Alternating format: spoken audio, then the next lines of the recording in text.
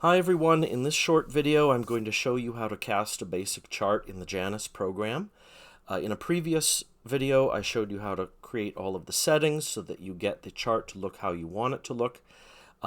Here we have one of the versions of the chart that we will be using in whole signs, and I'm going to show you how to create a chart using the Janus features. If we go up into the upper left under Chart, we can click New Chart. This gives us our box where we can choose all the information that we want. And let's just call this Example Nativity for the name. And for the date, let's give it a different date. Let's give it, let's see, how about August 27th, 2021. And we'll keep the time the same. And now we have to choose the city. Now, this has already defaulted to Minneapolis over here on the right because remember when we chose our settings, we told it we wanted to default to Minneapolis. In your case, you might want to tell it to default to your own city. But suppose we had some other city. Under country and state on the left here, let me move this more to the center, we have all of these choices, and you'll see that states in the United States are their own separate headings. Let's choose something in Colorado, and we want to choose the city. So let's choose the city of Dolores. And you can see that it has pulled up a list of all of the cities in Colorado. It gives you the county and the longitude and the latitude. And we're going to double click on it to choose it. And you can see, remember, you can see that on the date, I chose August 27th, and I chose that because I know that daylight savings time is in effect.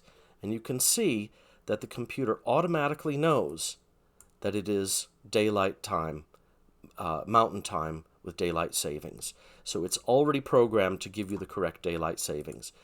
If you're doing foreign countries, sometimes you might want to check it, especially in Asia, in, say, China and Taiwan. Not all of those countries use daylight savings, or there's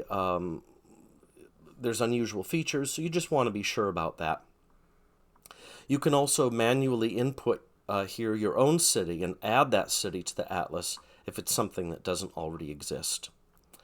In the lower right, you can choose, if you're trying to track, if you're doing research on a chart, you want to know where the chart comes from, who the source is.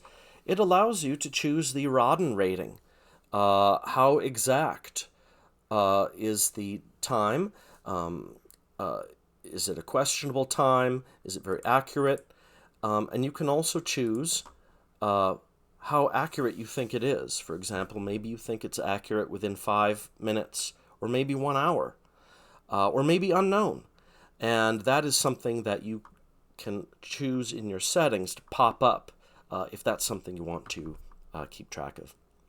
Finally, in the lower left, you choose the house system and the zodiac. For the house system, let's choose, for example, let's just choose Alcibiades houses, Alcibiades semi-arcs, and we're going to keep the tropical zodiac. We're going to keep a natal chart type, but we could have chosen elections or horary or mundane. And we're now going to cast the chart. And you can see that this gives us the Alcibiades houses chart. And all of the information that we wanted to put in those settings, to put in the middle of the chart, it's in there now. Now, this chart, if you can see on the right, is highlighted in this middle box of charts. It's highlighted. So that is the chart we're looking at. If you wanted to move this into a folder that you've created under the chart files, you would click and drag it into that folder and take it out of the temporary bin. But you could leave it there, and it will stay in that bin forever. So you don't have to worry about losing a chart once you close down. The program won't even ask you if you want to save it. it already saves it because that's what we chose in our settings. One last thing to do is to learn how to copy a chart and how to save that copy. This can be useful when you want to paste a copy of your chart into some kind of document or PowerPoint. It's important because unless you do it in a certain way, the quality will not be very good. So I'm going to show you how to do it. We're going to right-click, and we're going to Save Image As.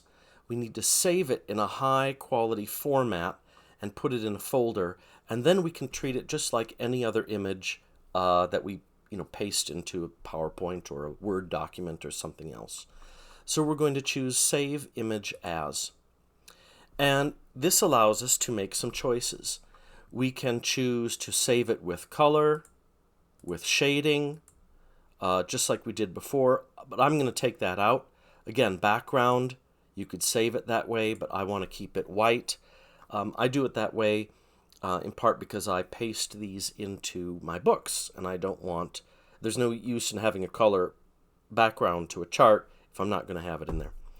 So this tells you that the shape of it is square. This tells you how dense or large the image is. Actually, how large it is. We're going to choose 400 by 400 pixels. The format, we're going to use a ping, but you could use other things too. And for resolution, we're going to use 300. That is suitable for printing. It's very clear, but you can choose whatever you want. So we're now going to, and we can also add a border around it as well. So you can see that adds a border. Now we're going to click Save Image As. And this allows you to go to the Janus folders and save it somewhere. And this is very important. Janus defaults to creating its own image folders on your C drive. You can see that on your C drive, you can follow it up here, on your C drive, there is a folder called Program Files times 86. It's in there. Go up to Astrology House. That's the Janus name. Double-click it. Double-click Janus 5.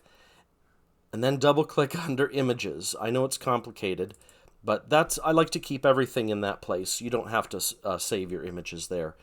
And here you can see I've created all sorts of folders for where I want to keep my images all in one place. So if we wanted to put this into the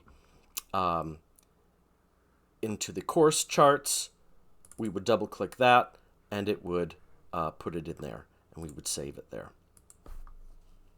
And those are the basics for setting up a normal natal chart. In the future, I'll have other videos on how to do things like solar revolutions and how to use other options in the Janus program. But for now, that's it.